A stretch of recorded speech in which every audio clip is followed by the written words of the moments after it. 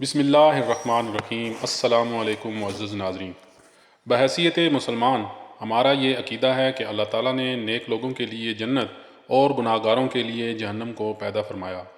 کوئی نیک ہو یا گناہ گار، ہر شخص کی یہ خواہش ہوتی ہے کہ مرنے کے بعد اسے جنت مل جائے، کیونکہ انتہائی خوبصورت مقام ہے جہاں کسی قسم کی پریشانی نہیں ہوگی، ہر طرف سکون اور راحت ہوگی۔ جنت میں زندگی ہے اور موت کبھی نہیں ہے، اور وہاں خوشیاں ہیں، غم بالکل بھی نہیں۔ یہ وعدہ ہمارے رب کا ہے۔ لیکن جنت میں بننے والی اور جنت میں رہنے والی ایسی حور کا واقعہ آپ کو سنانے جا رہے ہیں جو کہ جنت میں رہنے کے باوجود غم زدہ رہتی ہے۔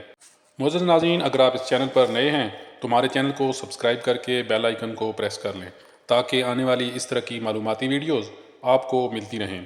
آج کی ویڈیو ہماری ایک ایسی حور کے بارے میں ہے جو جنت میں رہنے کے باوجود اس حور کی حالت غم میں اور پریشانی میں بہت بری تھی۔ ہر وقت رو رو کر خود کو ہلکان کر رکھا تھا۔ اس ویڈیو کو شیئر کرنے کا مقصد مسلمانوں میں جنت میں جانے کا ذوق و شوق پیدا ہو۔ معراج کی شب تھی، سارا عالم بالا سلطان کونین صلی اللہ علیہ وآلہ وسلم کے خیر مقدم کے لیے موجود تھا۔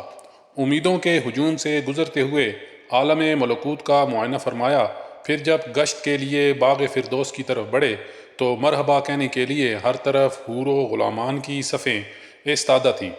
حضرت جبریل علیہ السلام قدم قدم پر ہم رکاب تھے، جنت کی سیر کرتے ہوئے ایک مقام سے گزر رہے تھے کہ حضور اقدس صلی اللہ علیہ وآلہ وسلم کی چشم اقدس ایک غمگین حور پر پڑی جو ایک درخت کی ٹہنی تھامے ہوئے رو رہی تھی۔ حضور اکرم صلی اللہ علیہ وآلہ وسلم کو بڑا اچنبھا ہوا۔ حضرت جبرائیل علیہ السلام سے ارشاد فرمایا کہ دریافت کرو یہ حور کیوں رو رہی ہے؟ جنت کے عیش و دوام میں اس سے کون سا غم لاحق ہو گیا؟ حضرت جبرائیل علیہ السلام نے اس کے قریب پہنچ کر کہا، کیا تجھے معلوم نہیں کہ سلطان کونین صلی اللہ علیہ وآلہ وسلم نے جنت میں قدم رنجہ فرمایا ہے؟ اس حور نے جواب دیا کہ معلوم ہے، جبھی تو غمگین فریادیوں کی طرح اپنا حال بنا رکھا ہے کہ ان کی نگاہ رحمت میرے اوپر پڑے اور وہ میرا حال دریافت کر لیں۔ حضرت جبرائیل علیہ السلام نے ارشاد فرمایا، تجھے مبارک ہو، انہوں نے تیرا حال دریافت کرنے کے لیے مجھے بھیجا ہے۔ جواب کے انتظار میں حضور اکرم صلی اللہ علیہ وآلہ وسلم کی سواری رکی ہوئی ہے۔ حور نے اپنی آنکھوں کے آنسو آنچل میں جذب کرتے ہوئے کہا، سرکار اپنے غم کی درد انگیز کہانی خود سناؤں گی۔ اجازت ملتے ہی حاضر ہوئی، جھک کر سلام عرض کیا اور اپنی سرگزشت سنانا شروع کی۔ یا رسول اللہ صلی اللہ علیہ وآلہ وسلم، اللہ کا لاکھ لاکھ شکر ہے کہ اس نے جنت کی حوروں میں مجھے حسن و جمال کی ملکہ بنایا ہے۔ آٹھوں جنت میں میری طلعت و زیبائی کا کوئی حریف نہیں ہے۔ اگر بے نقاب ہو جاؤں تو دیکھنے والوں کی آنکھیں خیرہ ہو جائیں اور جنت میں دوپہر کا اجالا پھیل جائے۔ یا رسول اللہ صلی اللہ علیہ وآلہ وسلم، ایک دن کا واقعہ ہے کہ اچانک میرے دل میں خیال گزرا کہ قیامت کے دن ساری حوریں کسی نہ کسی بندہ مقبول کے حوالے کی جائیں گی۔ عالم الہی میں میرا بھی کوئی جوڑا ضرور مقرر ہوگا جس کی رفاقت میں مجھے دائمی زندگی گزارنی ہے۔ یہ خیال آگے بڑھتے بڑھتے ایک آرزو کی صورت میں تبدیل ہو گیا، یہاں تک کہ جنت کی ایک خوشگوار سحر کے وقت میں نے اللہ رب العزت کی بارگاہ میں یہ التجا پیش کی، الہ العالمین، تیری نعمت و احسان کے آگے میری پیشانی ہمیشہ خم رہے گی کہ تو نے مجھے حسن کی بے مثال خلقتوں سے سرفراز کیا ہے۔ الہ العالمین، مدت سے ایک آرزو سینے میں مچل رہی ہے کہ عرصہ قیامت میں اپنے جس بندہ مقرب کے حوالے تو نے مجھے کرنا ہے، ذرا اس کی ایک جھلک مجھے بھی دکھلا دے، کم از کم یہ تو دیکھ لوں کہ میرا جوڑا کیسا ہے۔ رحمتوں کا دربار جوش پر تھا، میری یہ التجا قبول ہو گئی اور حکم ہوا کہ سامنے جو آئینہ رکھا ہے اسے ایک نظر دیکھ لے، اس پر تیرے جوڑے کی جھلک نظر آئے گی۔ یا رسول اللہ صلی اللہ علیہ وآلہ وسلم، میں ارمان و شوق میں ڈوبی ہوئی آئینے کی طرف بڑھی۔ میرے قدم خوشی سے زمین پر نہیں پڑ رہے تھے کہ آج عالم جاوید کے محبوب ترین ساتھی کو دیکھنے جا رہی تھی۔ جو ہی نگاہ اٹھائی، دل پر ایک بجلی گری اور آرزوؤں کا سارا خرمن جل گیا۔ دل کو کسی کروٹ چین نہیں ہے، ہمیشہ اس غم میں سلگتی رہتی ہوں کہ ایک بد شکل، سیاہ فام اور وحشت ناک چہرے کے ساتھ میرا کیوں کر نباہ ہو سکے گا، جبکہ اس کے تصور سے طبیعت کو دہشت ہونے لگتی ہے۔ حضور اکرم صلی اللہ علیہ وآلہ وسلم نے زیر لب مسکراتے ہوئے دریافت فرمایا، اپنے جوڑے کا جو سراپا تو نے آئینے میں دیکھا ہے میرے سامنے بیان تو کر۔